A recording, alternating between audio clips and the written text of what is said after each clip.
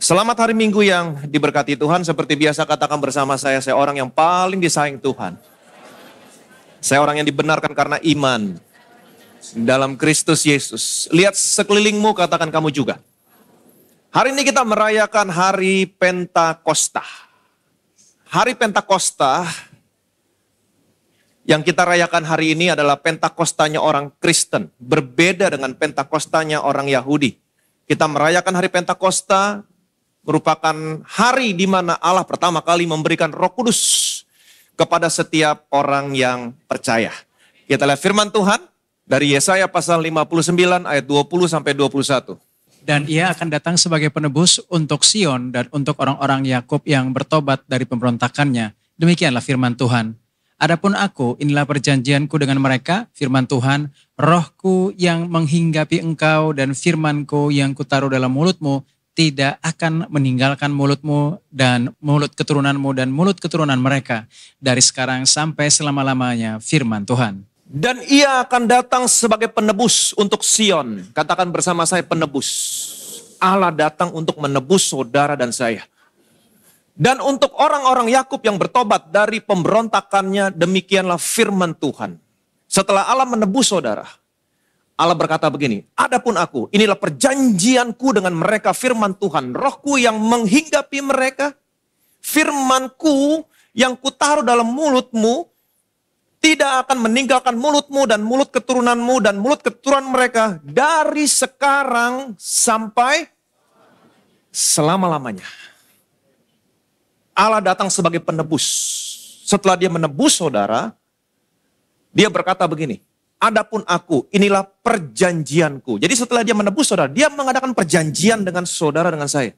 Inilah perjanjianku, firman Tuhan, rohku yang menghinggapi mereka, firmanku yang kutaruh dalam mulutmu, dalam mulut keturunanmu, dalam mulut keturunan mereka, dari sekarang sampai selama-lamanya. Sampai berapa lama? Selama-lamanya. Kemudian oleh tuntunan Roh Kudus, Paulus mengutip ayat ini dan dia menuliskannya dalam suratnya kepada salah satu jemaat yang ada di Roma. Paulus menulis begini. Dengan jalan demikian seluruh Israel akan diselamatkan. Seperti ada tertulis, dari Sion akan datang penebus, ia akan menyingkirkan segala kefasikan daripada Yakub. Dan inilah perjanjianku dengan mereka apabila aku menghapuskan dosa mereka. Paulus mengutip ayat yang tadi ditulis dalam kitab Yesaya. Dengan jalan demikian seluruh Israel akan diselamatkan seperti ada tertulis dalam kitab Yesaya tadi. Paulus mencuplik, dari Sion akan datang penebus, ia akan menyingkirkan segala kefasikan daripada Yakub. Dan inilah perjanjianku dengan mereka apabila aku menghapuskan dosa mereka. Jadi setelah Allah menebus saudara, setelah dia menghapus semua dosamu, setelah itu Allah buat perjanjian. Apa perjanjiannya? Perjanjiannya sama seperti yang ditulis di dalam Yesaya. Karena Paulus mengutip dari ayat Yesaya. Perhatikan baik-baik. Inilah perjanjianku dengan mereka apabila aku menghapuskan dosa mereka. Setelah Allah menghapus semua dosamu, Allah buat perjanjian sama saudara. Apa perjanjiannya? Adapun aku, inilah perjanjianku dengan mereka. Rohku yang menghinggapi mereka, firmanku yang kutaruh dalam mulutmu, dalam mulut keturunanmu, dalam mulut keturunan mereka, dari sekarang sampai selama-lamanya. Jadi dengan kata lain, setelah Allah menghapus semua dosamu, Allah memberikan Roh Kudus kepada saudara, kepada saya. Roh Kudus tinggal dan berdiam di dalam saudara. Sampai berapa lama? Selama-lamanya. Apakah saudara pernah menyadari dan pernah berpikir betapa bersihnya saudara dan saya sekarang ini? Betapa bersihnya saudara. Sampai-sampai Roh Allah yang kudus bisa berdiam, tinggal di dalam saudara sampai selama-lamanya. Hal ini gak pernah terjadi sama siapapun, sama orang-orang dalam perjanjian lama. Gak pernah. Bahkan imam, raja, nabi, tidak pernah. Di dalam perjanjian lama, Roh Kudus hanya menghinggapi mereka. Berkuasa atas mereka. Untuk melakukan tugas-tugas tertentu dan setelah tugasnya selesai, Roh Kudus pergi lagi. Sebagai contoh, Simson, Alkitab berkata, Roh Kudus menguasai Simson untuk melakukan tugas tertentu. Setelah tugasnya selesai, Roh Kudus pergi lagi. Jadi dalam perjanjian lama, Roh Kudus datang dan pergi. Itu sebabnya Daud berdoa, janganlah engkau mengambil rohmu yang kudus daripadaku. Saya berharap tidak ada jemaat Bethesda yang berdoa demikian. Kenapa? Karena Tuhan Yesus berkata, aku akan minta kepada Bapa seorang penolong yang lain, supaya ia, penolong ini, menyertai kamu. Berapa lama? Selama-lamanya. Dia ada di dalammu sekarang, dan dia menyertai kamu selama-lamanya. Betapa bersihnya saudara. Jadi perhatikan baik, Roh Kudus sekarang tinggal dalam saudara, menyertai saudara sampai selama-lamanya. Nah, kapan pertama kali Allah memberikan Roh Kudus kepada setiap orang yang percaya? Pada hari Pentakosta. Apa artinya Pentakosta? Pentakosta artinya hari yang ke-50. Pentakosta orang Kristen berbeda dengan Pentakosta orang Yahudi. Pentakosta orang Yahudi dirayakan 50 hari sesudah mereka keluar dari Mesir. Karena Pentakosta artinya hari yang ke-50. Sesudah mereka keluar dari Mesir, hari yang ke-50, mereka tiba di Gunung Sinai. Di Gunung Sinai Allah memberikan 10 hukum Taurat. Apa yang terjadi? 3.000 orang mati. Tapi Pentakosta orang Kristen dirayakan 50 hari sesudah kebangkitan Yesus. Setelah Yesus bangkit dari kematian, orang percaya berkumpul di ruangan atas, di Bukit Sion. Amin. Apa yang terjadi? Ketika mereka berkumpul di ruangan atas, di Bukit Sion. Ruangan atas terletak di Bukit Sion. Apa yang terjadi pada waktu itu? Mereka mendengar seperti bunyi tiupan angin yang begitu keras. Kemudian mereka melihat lidah-lidah api menghinggapi mereka. Allah memberikan Roh Kudus kepada semua orang percaya yang berkumpul di ruangan atas yang letaknya ada di Bukit Sion. Tuhan memberikan Roh Kudus. Apa yang terjadi? 3.000 orang selamat. Amin. 3.000 orang selamat. Menerima hidup yang baru. Waktu Allah memberikan 10 hukum Taurat di Gunung Sinai, Allah berkata, jangan berzina, jangan membunuh, jangan mencuri, jangan bersaksi dusta. Jangan. Tapi waktu Allah memberikan Roh Kudus, di bawah kasih karunia, Allah berkata, aku akan. Ingat perjanjian yang baru. Setelah Allah menebus saudara di Bukit Sion, dia mengadakan perjanjian. Aku akan menaruh dan menulis hukumku dalam akal budimu, dalam hatimu. Aku akan menjadi Allahmu, kamu menjadi umat. Amin. Artinya apa? Hukum Taurat menuntut saudara. Tapi kasih karunia menyediakan. Hukum Taurat menuntut kebenaran dari saudara. Tapi kasih karunia menyediakan kebenaran buat saudara, buat saya. Amin. Waktu Allah memberikan 10 hukum Taurat, Allah berkata, jangan mendekat. Kamu mendekat, kamu mati. Tapi di bawah kasih karunia, Yesus membuka satu jalan yang baru, yang hidup. Kenapa dikatakan jalan yang baru yang hidup? Karena jalan yang lama mematikan. Kamu datang, kamu mati. Tapi Tuhan setelah membuka satu jalan yang baru yang hidup melalui tabir. Tabirnya sudah dirobek. Dosamu sudah diampuni. Dihapus.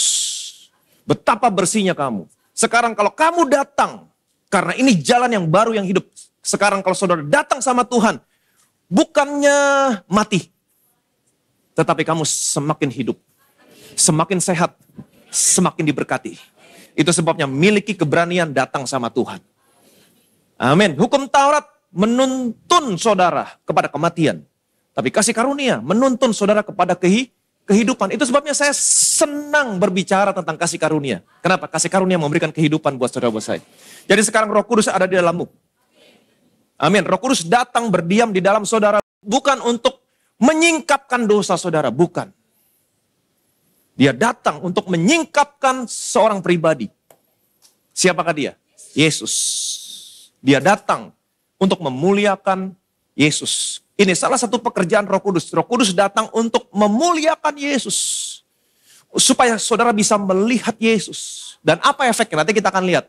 Ini salah satu pekerjaan Roh Kudus, memuliakan Yesus. Supaya saudara bisa melihat Yesus. Amin. Apa tugas Roh Kudus? Memuliakan Yesus. Saudara bisa menemukan gambaran ini di dalam kitab Kejadian pasal 22. Bahwa pekerjaan Roh Kudus adalah memuliakan Yesus. Kejadian pasal 22 berbicara tentang Abraham. Di mana Allah mau mencobai Abraham. Abraham, ambillah anakmu yang tunggal yang paling kau kasih. Bawa dia ke bukit, persembahkan dia di sana. Bawa dia ke bukit yang akan kutunjukkan kepadamu. Bawalah anakmu yang tunggal yang paling kau kasih. Kenapa Allah berkata bawalah anakmu yang tunggal yang paling kau kasih? Padahal anaknya Abraham ada 2. Ismail, Ishak. Tapi kenapa di sini Allah berkata bawalah anakmu yang tunggal? Karena Allah ingin berbicara tentang anaknya. Tentang Yesus. Amin. Singkat cerita. Waktu Abraham ingin mempersembahkan Ishak. Dan Allah berkata, Abraham, jangan bunuh anak itu. Sekarang aku tahu, engkau begitu mengasihi aku. Karena engkau tidak segan-segan memberikan anakmu yang tunggal yang paling engkau kasih. Dan sekarang karena kita tahu, Allah juga tidak segan-segan memberikan anak yang tunggal yang paling Allah kasihi. Kita juga bisa berkata hal yang sama kepada Allah. Karena engkau tidak segan-segan memberikan anakmu, Yesus yang paling kau kasih kepada saya. Itu sebabnya aku tahu sekarang betapa engkau mengasihi aku. Yang percaya boleh bilang amin. Betapa Bapa sangat mengasihi saudara, mengasihi saya. Kemudian apa yang terjadi? Apa yang terjadi ketika setelah Allah berkata, jangan bunuh anak itu. Kemudian Abraham menoleh ke belakang. Dia melihat ke belakang. Apa yang dia lihat? Dia melihat seekor domba jantan yang tersangkut tanduknya di semak belukar. Sebagai korban pengganti anaknya. Ingat baik-baik, yang tersangkut tanduknya, bukan badannya. Kalau yang tersangkut badannya, apa yang terjadi? Saya percaya domba jantan ini akan berusaha melepaskan dirinya. Ketika dia semakin berusaha melepaskan dirinya di tengah semak belukar, badannya akan tergores, keluar darah, dan akan menjadi anak domba yang bercacat, bercelah, tidak layak dipakai sebagai korban pengganti anak. Tanduknya yang tersangkut, supaya tetap bisa menjadi korban pengganti untuk Ishak. Dan kita percaya bahwa anak domba jantan yang tersangkut tanduknya di semak belukar ini berbicara tentang siapa? Tentang Yesus. Abraham melihat Yesus dalam bentuk gambaran. Itu sebabnya jauh bertahun-tahun kemudian, orang-orang Yahudi menantang Yesus. Mereka berkata begini, Yohanes pasal 8. Abraham bapamu bersuka cita bahwa ia akan melihat hariku dan ia telah melihatnya dan ia bersuka cita. Maka kata orang-orang Yahudi itu kepadanya, umurmu belum sampai 50 tahun dan engkau telah melihat Abraham? Kata Yesus kepada mereka, aku berkata kepadamu sesungguhnya sebelum Abraham jadi, aku telah ada. Abraham bapamu bersuka cita bahwa ia akan melihat hariku. Dan ia telah melihatnya, Abraham yang melihat. Dan ia bersuka cita. Tapi orang-orang ini berkata, umurmu belum 50 tahun dan engkau berkata engkau telah melihat Abraham. Mereka nggak nyimak apa yang Yesus katakan. Bukan Yesus yang melihat Abraham. Abraham yang melihat Yesus. Karena orang Yahudi berkata, umurmu belum sampai 50 tahun dan engkau telah melihat Abraham. Bukan Yesus yang melihat Abraham. Tapi Abraham yang melihat Yesus. Amin. Aku berkata kepadamu, sesungguhnya sebelum Abraham jadi, aku telah ada. Oh, orang Yahudi makin marah. Ingin melempari Yesus dengan batu. Sebelum Abraham jadi, aku telah ada. Dan Abraham telah melihat aku. Melihat hariku. Saya percaya yang dimaksud Yesus, Abraham telah melihat hariku adalah pada saat di mana Abraham menoleh ke belakang dan dia melihat ada domba jantan yang tersangkut tanduknya di semak belukar. Amin. Abraham melihat harinya Tuhan. Hari di mana Allah memberikan anaknya yang paling Allah kasih sebagai korban pengganti. Abraham mendapatkan penglihatan vision. Di mana Allah memberikan anaknya yang tunggal menggantikan posisimu, posisi saya di atas kayu salib. Abraham melihat itu. Jauh sebelumnya Abraham telah melihat Yesus tergantung di atas kayu salib di Bukit Kalvari. Karena bukit di mana tempat Abraham mempersembahkan Ishak adalah bukit yang sama Yesus tergantung di atas kayu salib. Kalvari merupakan bagian tertinggi dari Bukit Moria. Tempat di mana Abraham mempersembahkan Ishak. Abraham, dia melihat ada provision, ada ketersediaan untuk keturunannya. Saudara dan saya. Seharusnya saudara dan saya yang tergantung di atas kayu salib. Terkutuk. Tapi Allah telah memberikan korban pengganti buat saudara, buat saya. Amin. Saudara dan saya seharusnya tergantung di sana, dikutuk, menanggung penghukuman. Tapi Allah memberikan anaknya gantikan posisimu, tergantung di sana. Supaya hari ini saudara dan saya dibebaskan dari segala penghukuman. Yang percaya boleh bilang amin. Berikan kemuliaan meriah bagi nama Yesus. Saudara bisa melihat Yesus dalam cerita ini? Amin. Perhatikan baik-baik. Setelah peristiwa ini, kalau saudara baca terus ayatnya. Setelah peristiwa ini, Abraham turun dari bukit. Tetapi tidak dikatakan Ishak turun bersama-sama dengan Abraham. Tidak dikatakan Ishak turun bersama-sama dengan Abraham. Hanya dikatakan Abraham turun dari bukit dan kembali kepada kedua hambanya. Yang ikut bersama-sama dengan Abraham. Dengan kata lain, ini merupakan gambaran bahwa Ishak dianggap sudah dikorbankan. Ishak merupakan gambaran tentang siapa? Yesus. Sudah dianggap Yesus sudah mati. Dipersembahkan. Abraham turun dari bukit kepada kedua hambanya. Tidak dikatakan Ishak turun. Ini merupakan gambaran Ishak dianggap sudah dipersembahkan. Ini Kejadian pasal 22. Dua pasal berikutnya, Kejadian pasal 24.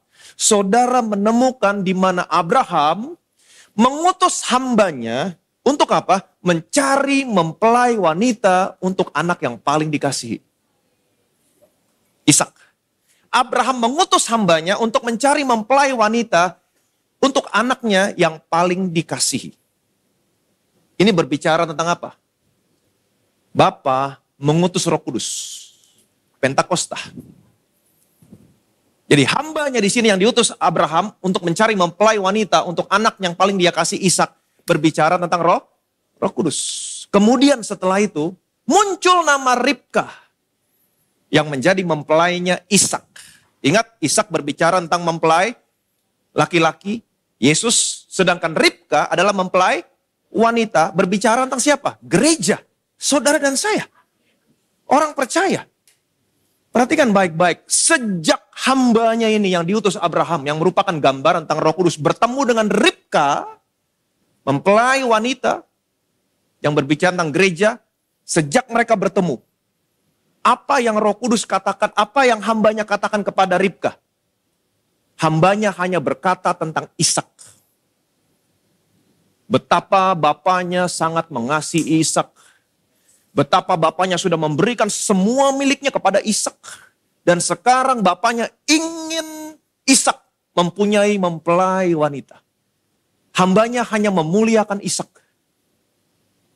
Dan ini juga yang Roh Kudus lakukan ketika Roh Kudus ada di dalammu. Roh Kudus hanya memuliakan Yesus. Betapa Yesus adalah anak yang paling dikasihi Bapaknya. Betapa segala kuasa di surga, di bumi sudah ada pada Yesus, diberikan kepada Yesus. Dan sekarang karena saudara sudah menjadi mempelainya, betapa Bapaknya ingin memberkati kamu. Karena kamu adalah mempelainya Yesus. Ada begitu banyak provision, ketersediaan yang Bapaknya sediakan, yang Bapaknya mau berikan kepada saudara bersama-sama dengan Yesus. Amin. Saudara bisa melihat gambarannya? Pekerjaan Roh Kudus. Pekerjaan Roh Kudus hanya memuliakan Yesus. Supaya kamu bisa melihat Yesus. Apa tujuan? Nanti kita akan lihat.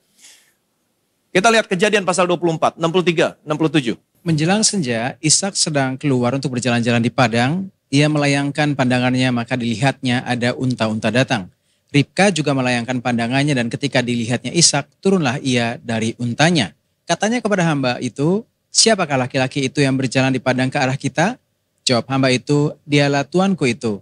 Lalu Ribka mengambil telekungnya dan bertelekunglah ia. Kemudian hamba itu menceritakan kepada Ishak segala yang dilakukannya. Lalu Ishak membawa Ribka ke dalam kemah Sara ibunya dan mengambil dia menjadi istrinya.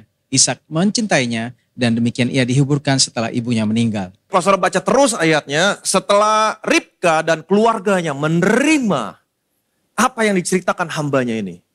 Percaya, apa yang terjadi? Hambanya bersama Ribka pulang ke kampung halamannya, Abraham. Dan sejak saat itu, perhatikan baik-baik, hambanya selalu ada bersama-sama dengan Ribka. Selalu menyertai Ribka. Mereka berjalan terus sampai kapan?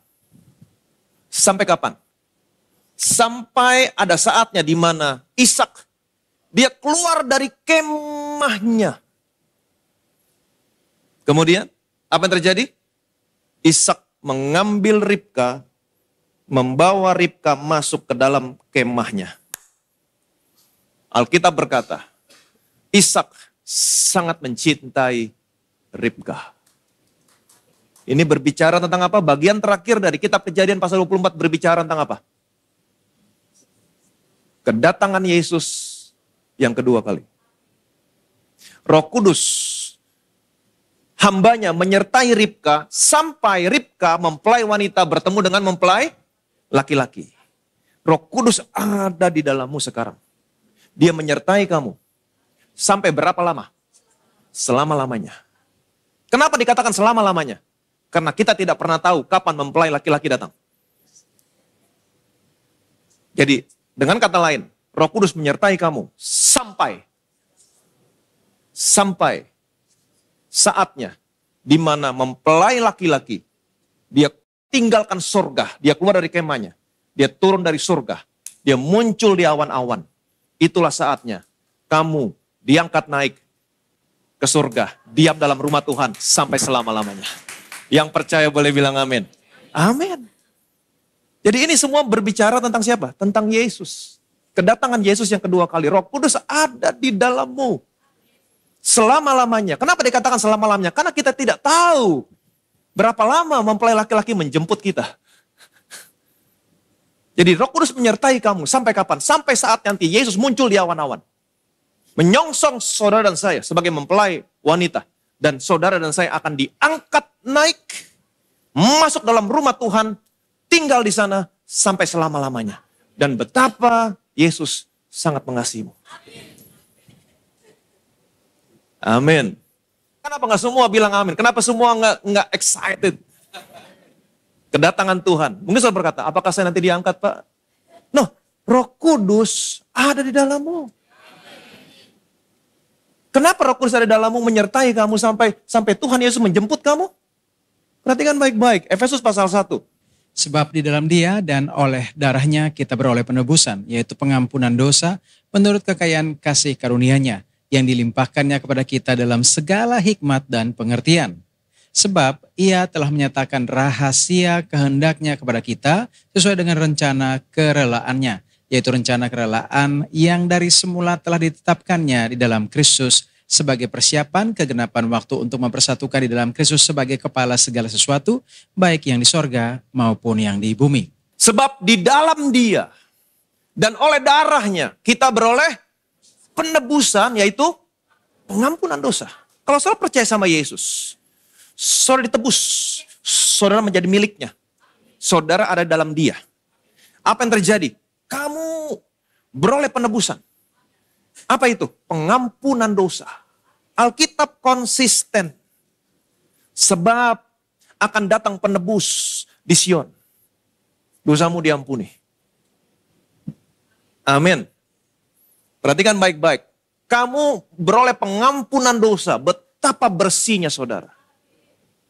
Pengampunan dosa menurut kekayaan kasih karunia-Nya. Kamu gak diampuni 30%, kamu gak diampuni 50%, kamu gak diampuni 25%, kamu diampuni menurut kekayaan kasih karunia-Nya. Tidak ada seorang pun yang bisa mengukur kekayaan kasih karunia Tuhan. Semua dosamu diampuni. Betapa bersihnya saudara dan saya. Amin. Ayat yang ke-8, perhatikan baik-baik. Sebab Ia telah menyatakan rahasia kehendak-Nya kepada kita. Sesuai dengan rencana kerelaannya. Yaitu rencana kerelaan yang dari semula telah ditetapkannya dalam Kristus. Sebagai persiapan. Dosamu diampuni. Begitu bersih saudara. Untuk apa? Sebagai persiapan. Amin. Kegenapan waktu untuk mempersatukan saudara dan saya di dalam Kristus. Kamu sedang dipersiapkan untuk dipersatukan dengan siapa? Dengan Yesus.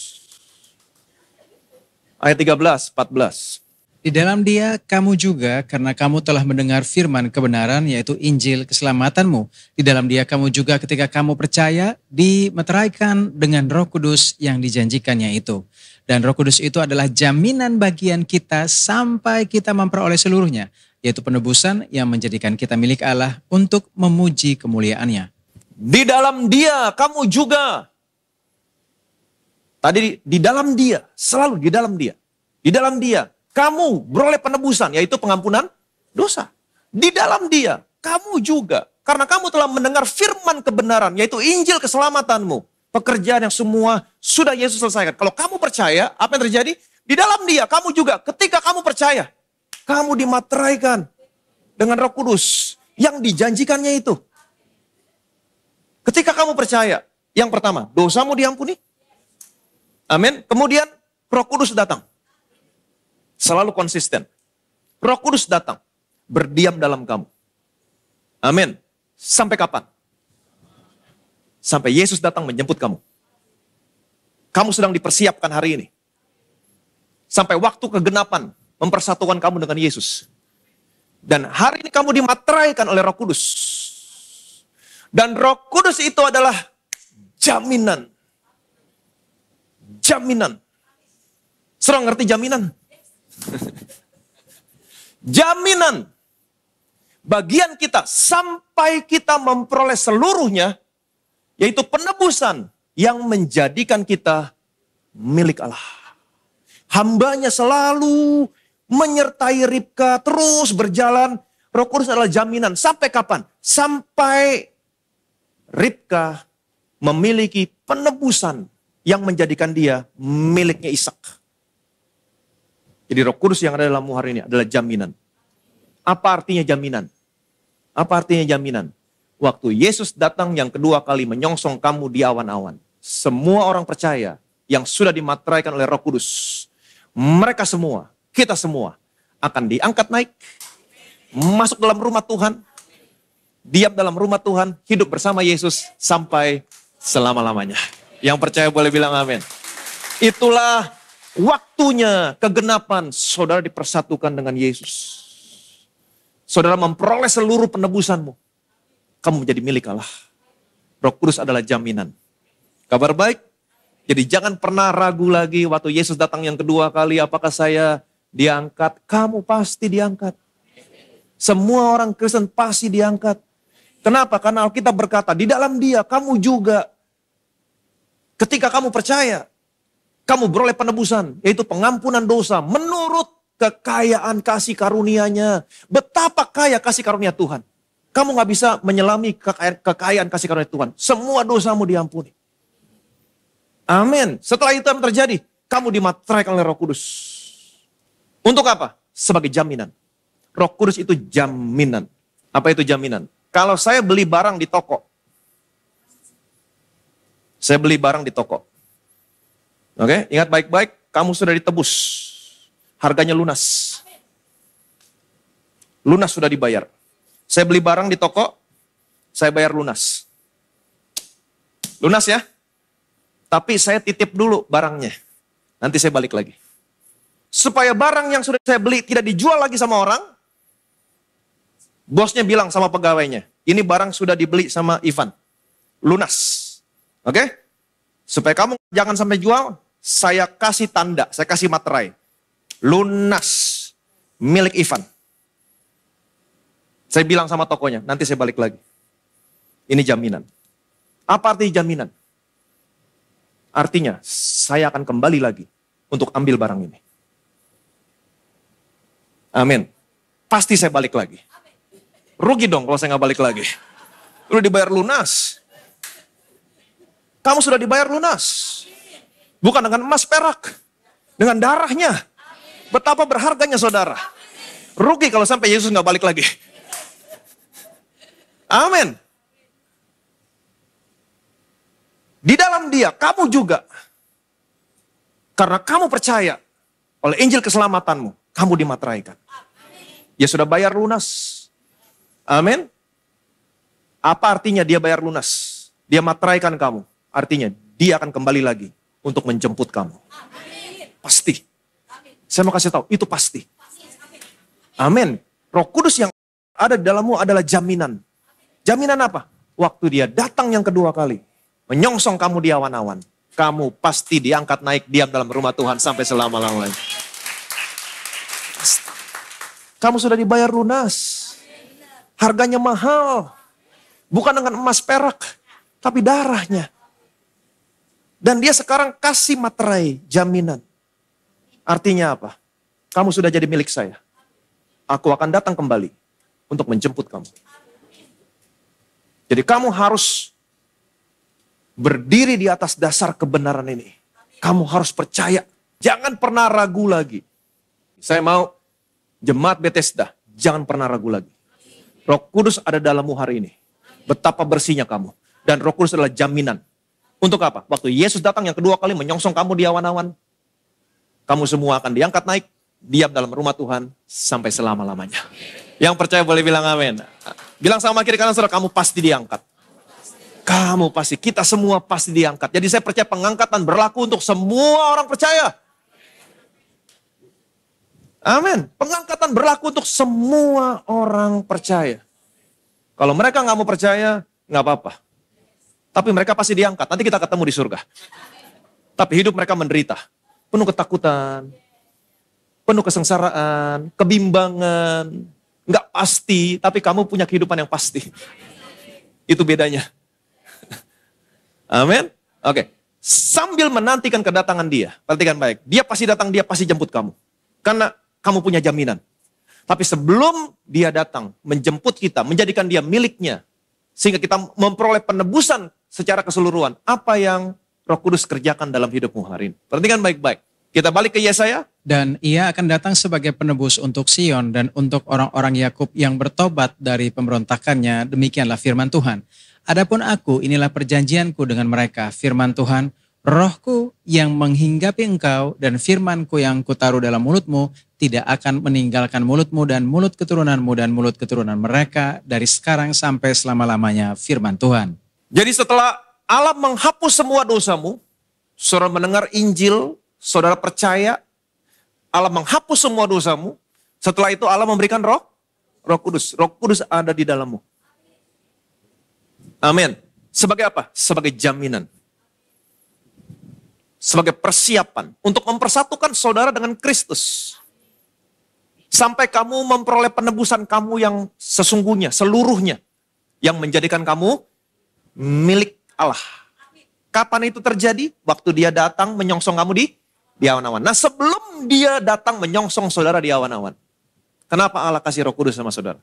Kita lihat ayat selanjutnya. Selalu baca secara keseluruhan. Ayat selanjutnya, Yesaya pasal 60 ayat 1-2. Bangkitlah, menjadi teranglah, sebab terangmu datang dan kemuliaan Tuhan terbit atasmu. Sebab sesungguhnya kegelapan menutupi bumi dan kekelaman menutupi bangsa-bangsa. Tetapi terang Tuhan terbit atasmu dan kemuliaannya menjadi nyata atasmu. Setelah Allah memberikan Roh Kudus sama saudara, Rohku yang menghinggapi kamu, dari sekarang sampai selama-lamanya. Ayat berikutnya berkata begini, bangkitlah, menjadi teranglah, sebab terangmu datang. Dan kemuliaan Tuhan terbit atasmu. Kenapa? Karena Roh Kudus ada di dalammu. Sebab sesungguhnya kegelapan menutupi bumi, kekelaman menutupi bangsa-bangsa, tapi terang Tuhan terbit atasmu. Kemuliaannya menjadi nyata atasmu. Kegelapan menutupi bumi, kekelaman menutupi bangsa-bangsa. Kalau kita lihat sekarang dunia sedang dilanda kegelapan. Gelap di sini bukan berbicara tentang gelap yang natural, tapi gelap yang supranatural. Sama seperti halnya waktu bangsa Mesir dilanda gelap gulita. Gelapnya begitu gelap kata Alkitab. Gelap gulita. Orang gak bisa bangun dari tempatnya, orang gak bisa lihat sesamanya. Artinya apa? Mereka kehilangan arah. Dunia sekarang sedang kehilangan arah. Hitam jadi putih, putih jadi hitam. Salah jadi benar, benar jadi salah. Mereka berpikir sekarang mereka lebih modern, tapi sesungguhnya mereka sedang menuju kepada kebinasaan. Mereka kehilangan arah. Tapi Tuhan berkata, ketika kegelapan meliputi bumi, kekelaman menutupi bangsa-bangsa, terang Tuhan terbit atasmu. Kemuliaan menjadi nyata atasmu. Bagaimana caranya terang Tuhan terbit atasmu, kemuliaan menjadi nyata atasmu? Ingat baik-baik sebelumnya, dia berikan Roh Kudus kepada saudara, kepada saya. Bagaimana caranya? Bagaimana caranya sehingga Roh Kudus bisa menjadi terang di tengah-tengah kegelapan? Ingat baik-baik, Alkitab berkata, Allah yang berfirman dari dalam gelap terbit terang. Ia juga Allah yang sama akan membuat terangnya bercahaya dalam hatimu. Supaya kamu beroleh terang. Dari mana? Dari pengetahuan akan kemuliaan Allah yang nampak pada wajah Kristus. Dia juga yang membuat terangnya bercahaya dalam hatimu. Dalam hatimu. Supaya kamu mempunyai terang. Dari mana? Dari pengetahuan akan Allah yang nampak pada wajah Kristus. Artinya apa? Kamu harus selalu melihat Yesus. Ini fungsinya Roh Kudus. Untuk apa? Memuliakan Yesus. Supaya apa? Supaya kamu hanya melihat Yesus. Roh Kudus mengarahkan matamu hanya melihat Yesus. Dari mana? Dari pengetahuan akan Allah yang nampak pada wajah Kristus. Dari firman Tuhan yang nampak pada wajah Kristus. Dengan kalian, waktu kamu baca firman, kamu harus bisa melihat Yesus di dalamnya. Betapa luar biasa Injil kasih karunia. Waktu kamu melihat Injil kasih karunia, kamu melihat Yesus, kamu bersinar terang.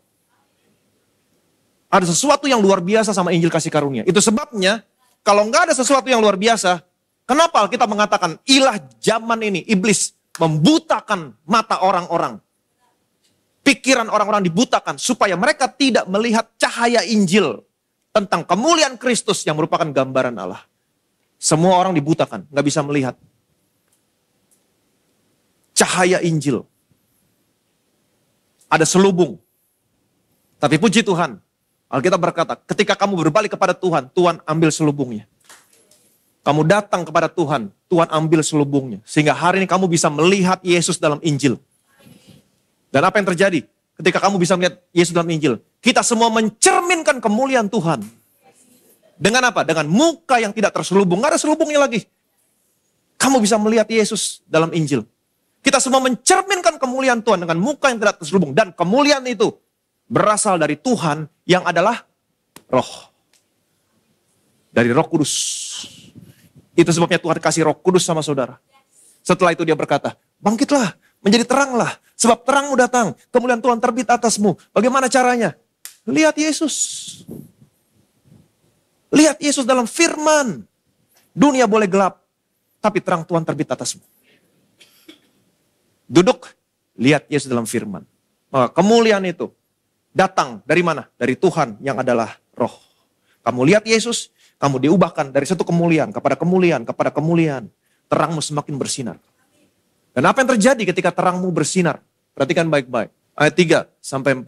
Bangsa-bangsa berduyun-duyun datang kepada terangmu dan raja-raja kepada cahaya yang terbit bagimu.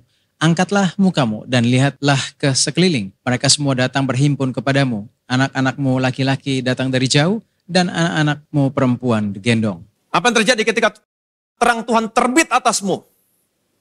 Yang berasal dari Roh Kudus ketika kamu melihat Yesus dalam firman. Ketika kamu menempatkan dirimu di bawah firman Kristus. Apa yang terjadi? Bangsa-bangsa berduyun-duyun datang kepada terang. Raja-raja kepada cahaya yang terbit bagimu. Bangsa-bangsa datang. Raja-raja, bos-bos besar datang sama saudara. Kalau bos saja amin. Amin. Raja-raja datang sama saudara. Bangsa-bangsa berduyun-duyun datang kepada cahaya yang terbit bagimu. Apa yang mereka lakukan? Nanti kita akan lihat. Ini yang paling penting. Angkatlah mukamu, lihat sekelilingmu. Mereka semua datang berhimpun kepadamu. Anak-anakmu laki-laki datang dari jauh. Anak-anakmu perempuan digendong. Ketika kamu menempatkan dirimu di bawah firman Tuhan. Dan Roh Kudus akan mencerminkan kemuliaan Tuhan. Dengan muka yang tidak terselubung. Ketika kamu melihat Yesus, apa yang terjadi? Anakmu yang sudah pergi jauh. Nggak pernah kamu tahu lagi kabarnya. Tuhan berkata, anakmu akan pulang.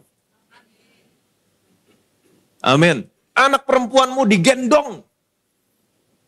Mungkin selama ini saudara nggak punya hubungan yang baik dengan anak-anak perempuanmu. Yang dulu saudara gendong-gendong, bercium. Sekarang nggak tahu kenapa. Karena satu dan lain hal. Nggak ada lagi kemesraan.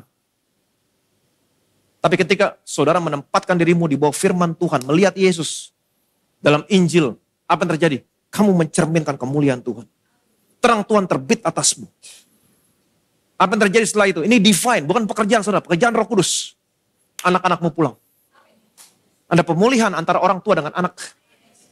Saudara mau anak-anakmu pulang? Setiap orang tua, tempatkan dirimu di bawah firman Tuhan. Gak ada cara lain. Amin. Ketika kamu melihat Yesus dalam firman, apa yang terjadi? Roh Kudus yang ada dalammu. Roh Kudus sekarang ada di dalammu. Setelah dia kasih Roh Kudus, dia berkata, bangkitlah, menjadi teranglah, sebab terangmu datang, kemuliaan Tuhan terbit atasmu. Bagaimana caranya? Kemuliaan itu berasal dari Tuhan yang adalah roh. Roh Kudus yang akan membuat terangmu semakin bersinar. Kemuliaan Tuhan nyata atasmu. Bagaimana caranya? Berasal dari pengetahuan akan kemuliaan Allah yang nampak pada wajah Kristus. Lihat Yesus dalam firman. Maka Roh Kudus akan mencerminkan kemuliaan Tuhan. Dan divine, ini pekerjaan dia, bukan pekerjaan siapapun. Roh Kudus akan membawa anak-anakmu pulang. Amin. Dan waktu mereka pulang, karena saudara terus menempatkan dirimu di bawah firman Kristus.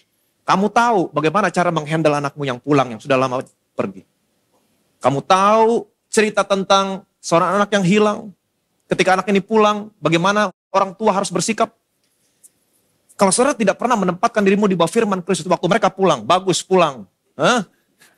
Kapok. Nggak usah pulang, pergi lagi anaknya.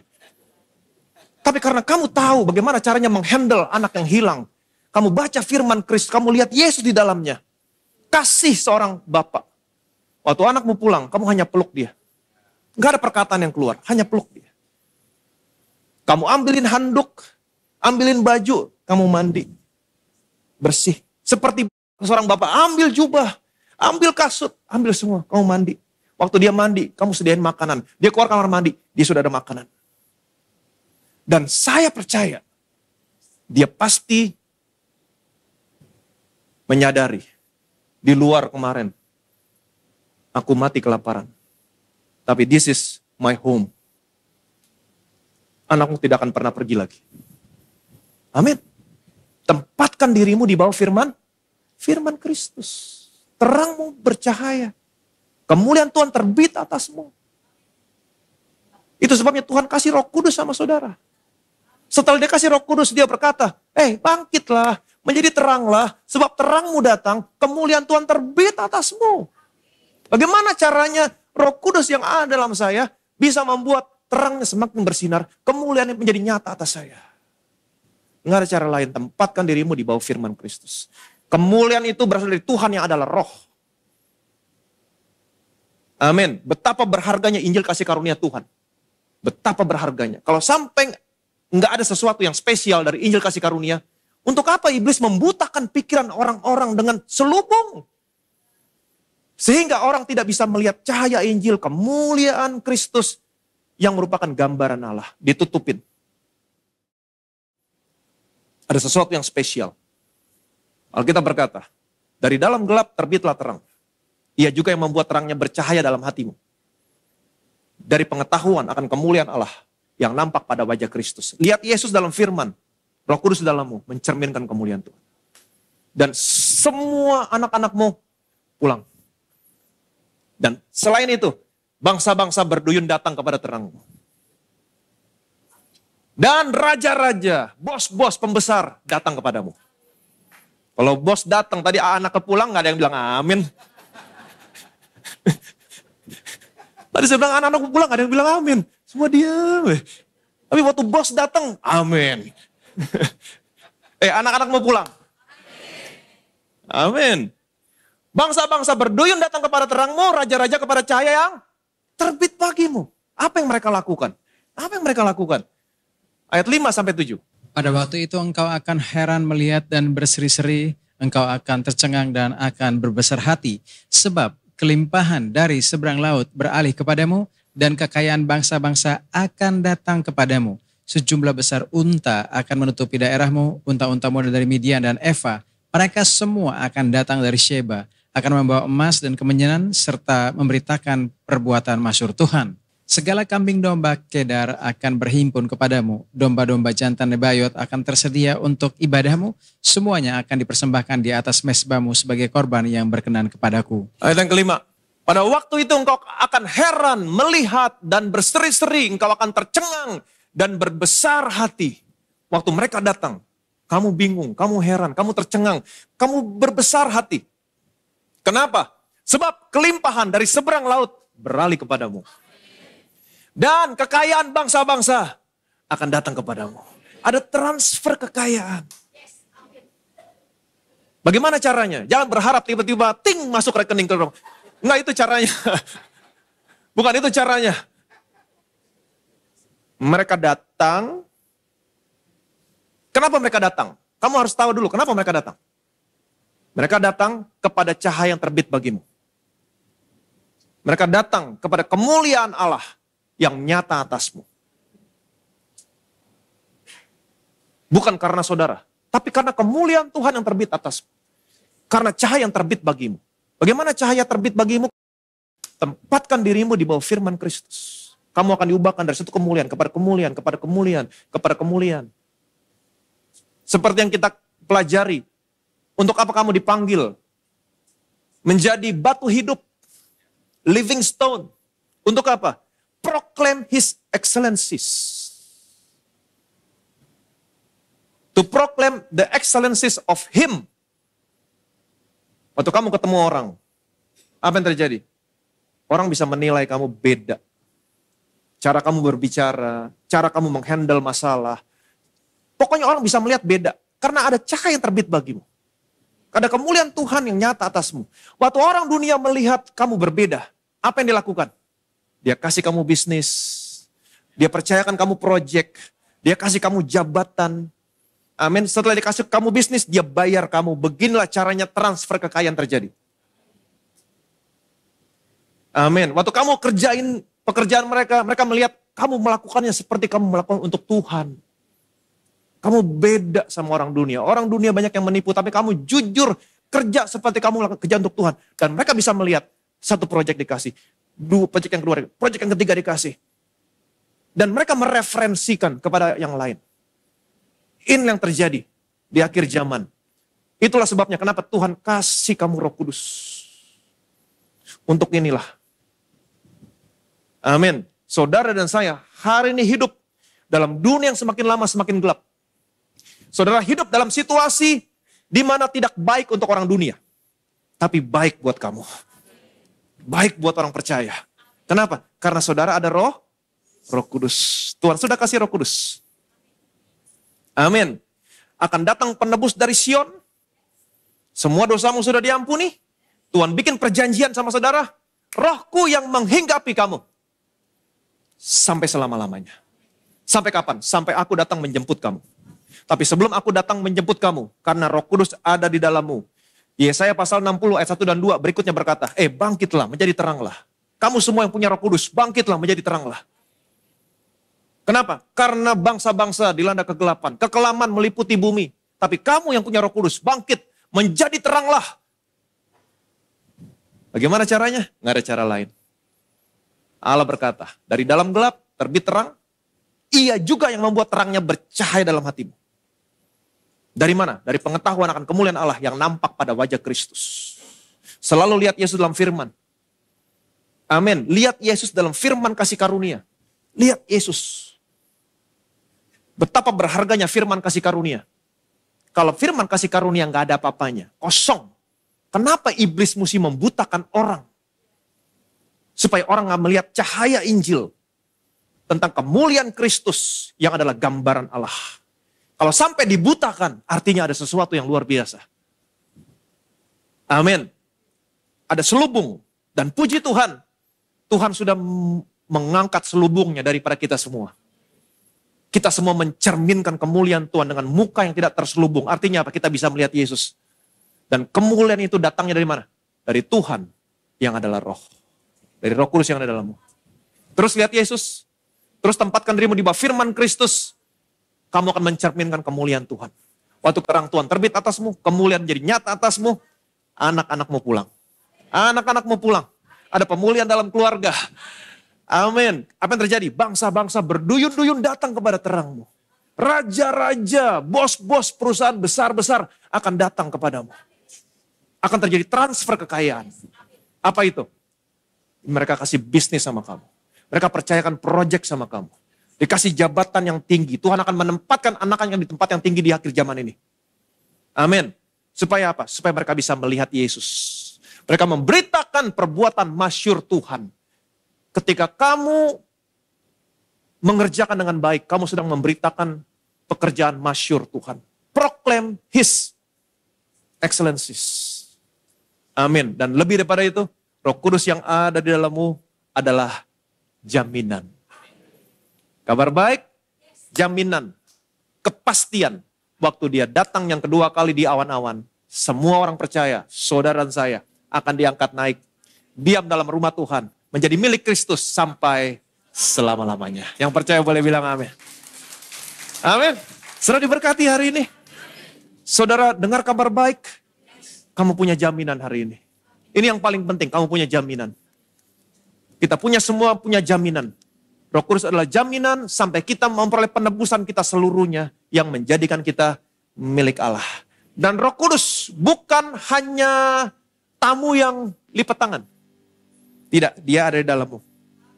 Setelah dia ada di dalammu, Alkitab berkata, yuk bangkit yuk menjadi terang. Kenapa? Sebab kegelapan meliputi bumi, kekelaman menutupi bangsa-bangsa. Tapi terang Tuhan harus terbit atasmu. Kemuliaan menjadi nyata atasmu. Jangan sampai kita yang punya Roh Kudus tetap gelap. Sama seperti orang dunia. Enggak, kamu beda. Tuhan mau kamu bangkit. Terang Tuhan terbit atasmu. Kemuliaan menjadi nyata atasmu. Kamu beda. Amin. Tempatkan dirimu di bawah firman Kristus. Enggak ada cara lain. Karena kemuliaan itu, terang itu berasal dari Tuhan yang adalah roh. Roh Kudus yang akan membuat saudara bersinar terang. Anak-anakmu kembali. Lihat pemulihan dalam keluarga. Dan bukan hanya itu, kamu akan melihat, kamu heran, kamu bingung. Saya ini bukan siapa-siapa, tapi kenapa orang datang sama saya, kasih proyek sama saya. Saya ini bukan siapa-siapa, saya ini perusahaan kecil, tapi kenapa orang-orang, bos-bos besar datang sama saya, kasih proyek sama saya. Itu bukan saudara, itu pekerjaan Roh Kudus. Yuk bangkit, menjadi terang, tempatkan dirimu di bawah firman Kristus. Kamu akan heran, kamu berbesar hati. Kelimpahan dari seberang lautan akan datang kepadamu. Kekayaan bangsa-bangsa akan beralih kepadamu. Yang percaya boleh bilang amin. Betapa kami bersyukur Tuhan. Hari ini kami merayakan Pentakosta. Kami menyadari Roh Kudus sudah ada dalam kami. Menyertai kami sampai selama-lamanya. Sampai Engkau datang yang kedua kali di awan-awan menyongsong kami. Menjemput kami. Masuk dalam kerajaan surga. Menjadi milikmu mempelai wanita. Sampai selama-lamanya. Dan kau memberikan Roh Kudus kepada kami. Dan kau berkata, bangkitlah menjadi teranglah. Sebab terangmu datang. Kemuliaan Tuhan terbit atasmu. Dan kami tahu Tuhan. Kami mau Roh Kudus itu bersinar dalam kami.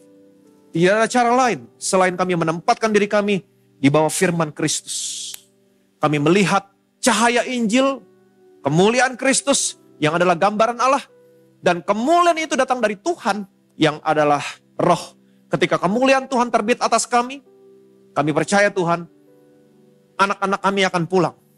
Siapapun di sini Tuhan, yang anak-anaknya pergi jauh, sekalipun mereka tidak tahu hari ini di mana anak mereka berada. Tapi ketika mereka menempatkan diri mereka di bawah firman Kristus, bukan pekerjaan manusia, bukan kekuatan manusia, tapi pekerjaan Roh Kudus akan membawa anak-anak mereka pulang. Terjadi pemulihan. Bukan hanya terjadi pemulihan dalam keluarga, tapi juga terjadi pemulihan dalam usaha, pekerjaan, bisnis mereka. Ketika terang Tuhan terbit atas mereka, akan ada bangsa-bangsa berduyun-duyun datang kepada terang mereka, raja-raja, kepada cahaya yang terbit bagi mereka. Mereka melihat anak-anakmu berbeda. Sehingga mereka memberikan bisnis, memberikan pekerjaan, memberikan proyek. Anak-anakmu bingung, tercengang, berseri-seri. Inilah saatnya akan terjadi transfer kekayaan. Kekayaan bangsa-bangsa akan beralih kepada mereka.